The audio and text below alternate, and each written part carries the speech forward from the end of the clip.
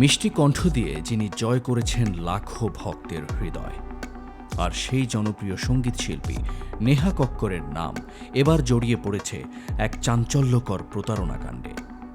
মুম্বাইয়ে এক আইনজীবী ভুয়া অনলাইন ট্রেডিং প্ল্যাটফর্মের ফাঁদে পড়ে হারিয়েছেন ৫ লাখ রুপিরও বেশি, আর সেই প্রতারণার অস্ত্র হিসেবে ব্যবহৃত হয়েছে গায়িকার নাম ও জনপ্রিয়তা।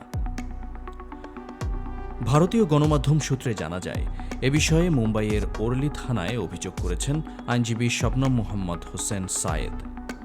পুলিশের বরাতে জানা যায়, চলতি বছরের জুন মাসে সামাজিক মাধ্যমে একটি তথাকথিত আন্তর্জাতিক ট্রেডিং প্ল্যাটফর্মের বিজ্ঞাপন দেখেন তিনি। বিজ্ঞাপনে নেহা কক্করকে ব্র্যান্ড অ্যাম্বাসেডর হিসেবে দেখানো হয় এবং প্ল্যাটফর্মটিকে নির্ভরযোগ্য বিনিয়োগ মাধ্যম হিসেবে প্রচার করা হয়।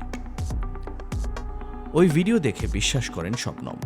পরে তিনি প্ল্যাটফর্মটির প্রতিনিধিদের সঙ্গে টেলিগ্রাম, জুম ও ইমেইলের মাধ্যমে যোগাযোগ করেন। বিজয় ও জিমি ডিসুজা নামে দুই ব্যক্তি তাকে বিনিয়োগের পরামর্শ দেন এবং মোটা অঙ্কের মুনাফার প্রতিশ্রুতি দেন। জুন থেকে অক্টোবরের মধ্যে শবনম ধাপে ধাপে ৫ লাখ রুপির বেশি অর্থ পাঠান বিভিন্ন অ্যাকাউন্টে। কিন্তু বিনিয়োগের পর কোনো রিটার্ন না পেয়ে তিনি বুঝতে পারেন প্রতারণার শিকার হয়েছেন তিনি। এরপরই থানায় মামলা করেন। পুলিশ ভারতীয় দণ্ডবিধি ও তথ্য প্রযুক্তি আইন অনুযায়ী তদন্ত শুরু করেছে। অভিযুক্তদের খুঁজে বের করতে অনলাইন লেনদেন, কল রেকর্ড ও জুম মিটিংয়ের তথ্য বিশ্লেষণ করা হচ্ছে।